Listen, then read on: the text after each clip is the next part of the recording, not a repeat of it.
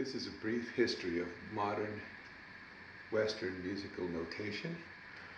Back in the medieval period, when we began writing music down, we wanted to be able to write music so that we could transfer our knowledge of what it is, of what music and how it sounds to other people who we weren't directly in contact with as students, and so we wanted to be able to write it down, because unlike today, we can have recordings and we can put things down on a recording and then just hand a person a recording and have them be able to play, but we couldn't do that before.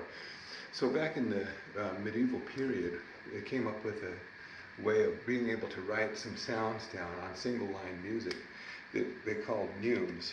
And neumes were just little figures that looked like this. And they would go up and down, and they would go up and stay, and then come down like that. And so what this was is you would have the word that would be underneath it, that you would sing the word with these neumes. And this would be being able to go up like that. And so it gave a general idea of the pitch of the music, but it also gave an idea, a little bit of the rhythm. It really wasn't that precise. And pitch and rhythm are what we really want to be able to put down here. Well, to help with the pitch, they decided to make a standardized line for the pitch, and they would put that through the music like this, or they would put the line down and write the music over the top of that line. And that was the single line clef.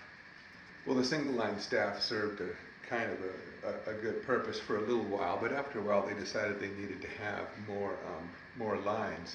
And so they made up a 4-line staff, which looked like this. And there's 4 lines going across here.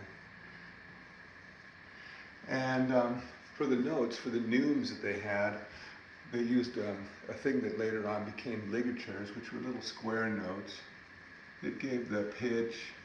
And there were ways of being able to read these things down, and sometimes they would have little stems on them and things like that. And there were specific things that people used to be able to recreate the music, and of course the word they would be singing would be written down beneath that. And this served for a little while, and especially since this was a unison type of a singing where men would sing together.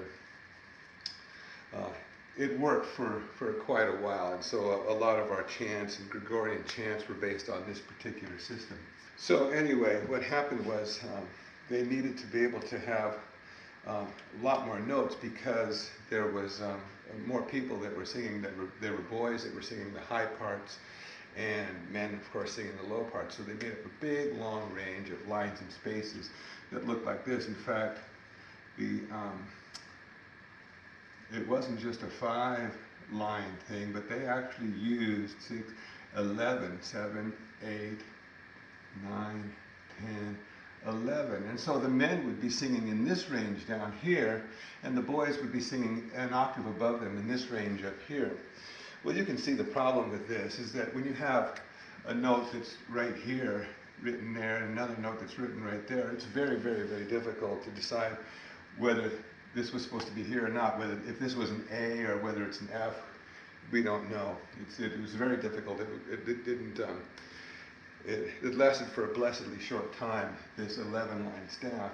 But they still wanted the idea of being able to write music with this type of range. And so when they had 11 lines here, what they decided to do was take the first 5 lines on the bottom and then the last 5 lines on the top and erase the middle line, and then you have 5 lines on top, 5 lines on the bottom. And this particular system is what we continue to use today.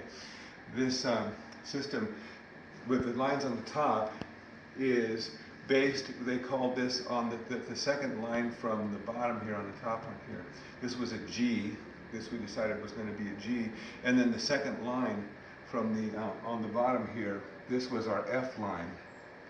And if you went on through here, you would see that this would be A, B, C, D, E, F right there, G, A, and then B, and then the line in the middle, which is not there anymore, is C, and that's why they call this middle C, not because it's closest to the middle of a piano.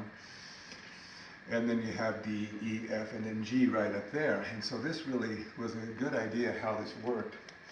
And because this was based on the G here, and this line was, and this clef was based on the F, they decided to take an old, wasn't old then, but a script letter G. And the script letter G, which was fancy for them, they made it look like this. And this is what we have our natural treble clef. And you'll notice that of all the lines here, there's only one, if a treble clef is written correctly, there's only one line that clef intersects 4 times, and that's the G line. So this is a G indicating the G. And because they wanted to use an F, they wanted this line to be F, they decided to put a script F here. Now this was an old script F, but how is that how is that telling you what line was F? Okay, you can say that it intersects this one line twice, it's true, but they wanted to make it a little bit more clear, so we put a couple of dots right there. And so this old F, telling us that this line is F, is based on this particular line here. And so this winds up being our modern bass clef.